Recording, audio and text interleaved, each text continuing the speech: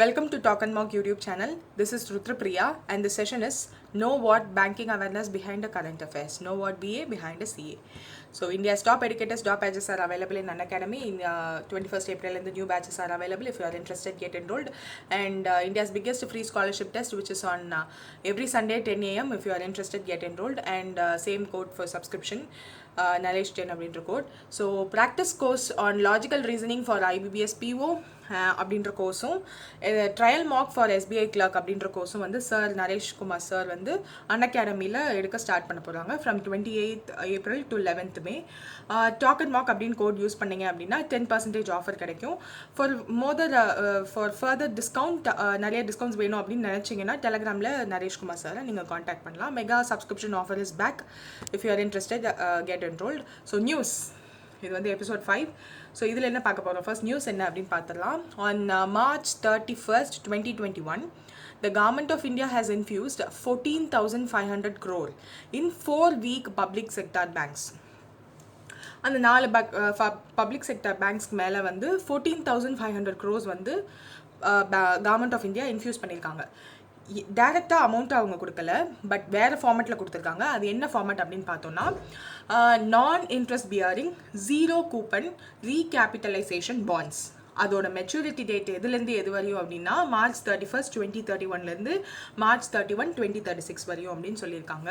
அந்த 4 பேங்க்ஸ் என்னென்ன அப்படின்னு பார்த்தோன்னா central bank of India, Indian overseas bank, bank of India and UCO bank. இந்த 4 பேங்க்கில் 3 பேங்க் மேலே வந்து ப்ராம்ப்ட் கரெக்டிவ் ஆக்ஷன் வந்து RBIயால் எடுக்கப்பட்டிருக்கு. அது என்னென்ன பேங்க் அப்படின்னா IOB, central bank of India and UCO bank. So financial year 2022ல் 20,000 crore rupees வந்து கேபிட்டல் இன்ஃபியூஷனாக பப்ளிக் செக்டர் பேங்க்ஸ் மேலே பண்ணணும் அப்படின்னு கவர்மெண்ட் ஆஃப் இந்தியா வந்து அலோகேட் பண்ணியிருக்காங்க. அண்ட் இந்த 0 கூப்பன் ரீகேபிட்டலைசேஷன் பேங்க் அப்படின்னா என்னன்னு லாஸ்ட் பாயிண்ட்ல சொல்லியிருக்காங்க. ஸோ இந்த நியூஸை டீட்டெயிலாக புரிஞ்சுக்கணும் அப்படின்னு நினச்சிங்கன்னா 2 இது நம்ம தெரிஞ்சுக்கணும். அது 2 விஷயங்கள் என்னென்ன அப்படின்னு பார்த்தோம்னா prompt corrective action and 0 coupon bonds. So இந்த 2 பற்றியும் தெரிஞ்சுக்கணும் அப்படின்னா 0 கூப்பன் பாண்ட்ஸ் அப்படின்னா என்னென்னா bonds R 0 coupon bonds are bonds that do not pay interest during the life of the bonds. Instead, investors buy 0 coupon bonds at a deep discount from their face value, which is the amount the investor will receive when the bond matures or comes due. So, அந்த bond வந்து நம்ம வச்சிருக்கும் போது unlike perpetual bond நம்ம பார்த்தோம்ல, so அந்த perpetual பாண்ட்லாம் வந்து நம்மளுக்கு இன்ட்ரெஸ்ட் வந்துட்டே இருக்கும், பட் பிரின்சிபலை வந்து கேரண்டி கிடையாது, எப்போ கொடுப்பாங்க என்ன பண்ணுவாங்கலாம் தெரியாது. பட் 0 கூப்பன் பாண்டில் என்னென்னா இன்ட்ரெஸ்ட் வந்து நம்ம கையில் அந்த பாண்ட் இருக்க வரையும் நம்மளுக்கு எந்த ஒரு இன்ட்ரெஸ்ட்டும் அவங்க கொடுக்க போகிறதில்ல. பட் வேறஸ் அந்த பாண்டை வந்து நீங்கள் கால் ஆஃப் பண்ணுவாங்கல்ல, ஸோ இந்த பாண்ட் வந்து முடிஞ்சிருச்சு, மெச்சூரிட்டி டேட் வந்து பர்டிகுலர் மெச்சூரிட்டி டேட்டுக்கு அப்புறம் வந்து நீங்கள் பாண்டை வந்து எங்கிட்ட கொடுத்து நீங்கள் காசாக வாங்கிக்கலாம் அப்படின்னு சொல்லும்போது அப்போ டியூ அமௌண்ட்டோடு சேர்த்து மொத்தமாக நம்மளுக்கு வந்து கொடுத்துருவாங்க. ஸோ அதுதான் 0 கூப்பன் பாண்ட்.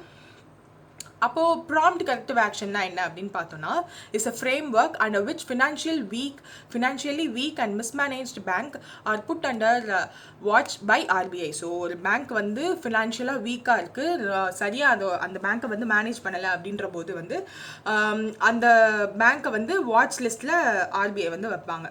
ஸோ அதுக்கு பேர் தான் ப்ராம்ப்ட் கரெக்டிவ் ஆக்ஷன். இந்த ப்ராம்ப்ட் கரெக்டிவ் ஆக்ஷன் வந்து ஃபர்ஸ்ட் ஸ்டார்ட் பண்ணது, ஸ்ட்ரக்சர் பண்ணது எப்போ அப்படின்னு பார்த்தோன்னா 2002ல் after early invention mechanism for banks that were suffering from poor asset quality. So poor asset வந்து ரொம்ப புவராக இருந்துச்சு, குவாலிட்டி ஆஃப் த அசட் வந்து புவராக இருக்கும்போதும் ரொம்ப மோசமான கடன் இருக்கும்போதும் லாஸ் ஆஃப் ப்ராஃபிட்டே இல்லை அப்படின்ற போதும் வந்து இந்த PCA ஆக்டை வந்து போடுவாங்க RBI. ஸோ இன் டீட்டெயில் பார்த்தோம் அப்படின்னா த frame work was reviewed. So review பண்ணது வந்து ஸ்டார்ட் பண்ணது, ஃப்ரேம் பண்ணது 2002, ரிவ்யூ பண்ணது 2017. So under the recommendation of working group of financial stability and development council on resolution regimes for financial institutions in India and the financial sector legislative reforms commission. So அவங்க தான் வந்து இதை review பண்ணாங்க 2017ல். Prompt corrective action அப்படின்னா என்னென்னா ஒரு quality tool introduced by RBI under which the direct action is taken on weak bank to ensure the financial health of the bank.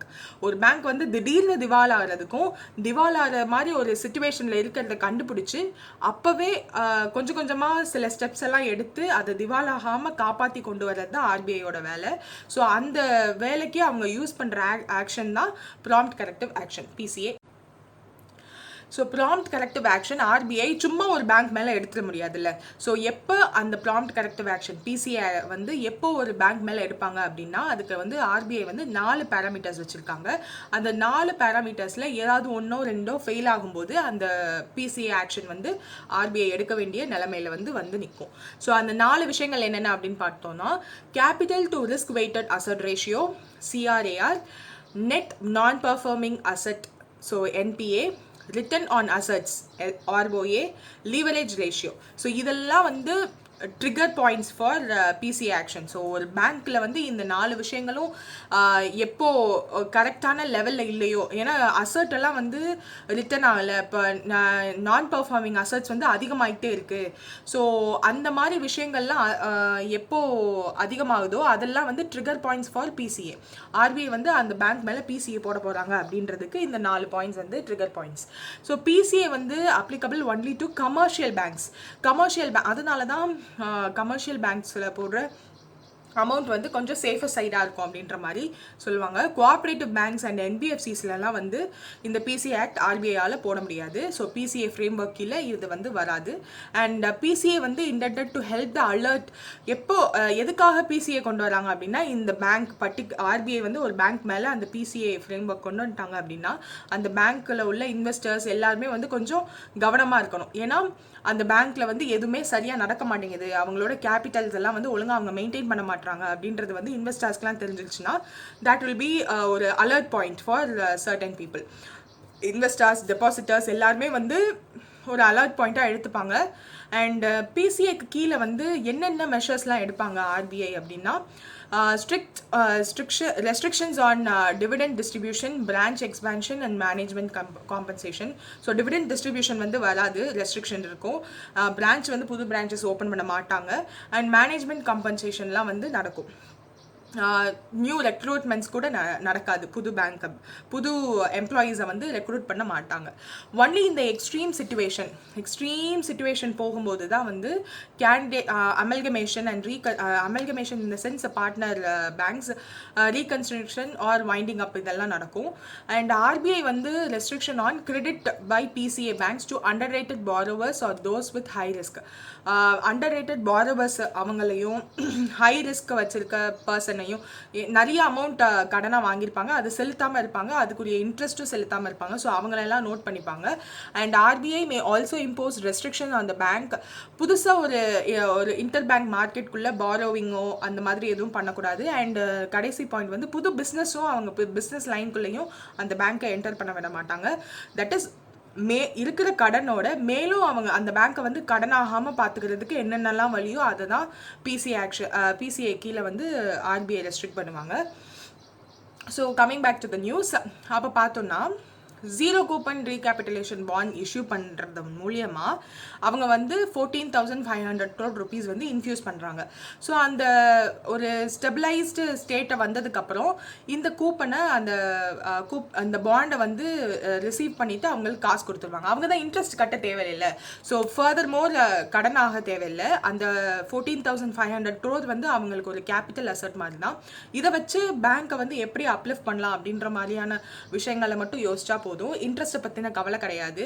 And அந்த பேங்க்கோட 4 banks இருக்கு இல்லையா, central bank of India, Indian overseas bank, bank of India and UCO bank, இந்த 4 பேங்க்குமே வந்து இப்போ critical சுச்சுவேஷனில் இருக்குது. அதுவும் especially IOB, central bank of India and UCO bank, இது 3 வந்து ப்ராம்ப்ட் கரெக்டிவ் ஆக்ஷன் கீழே இருக்குது அப்படின்னு தெரிஞ்சதுக்கப்புறம் கொஞ்சம் கேர்ஃபுல்லாக அவங்களோட ஸ்டெப்ஸை வந்து எடுத்து வைப்பாங்க. ஸோ பிசி ஆக்ட் இருந்தால் என்னென்னலாம் பண்ணுவாங்க அப்படின்றது நம்ம மெஷர்ஸ் வந்து பார்த்தோம் இல்லையா.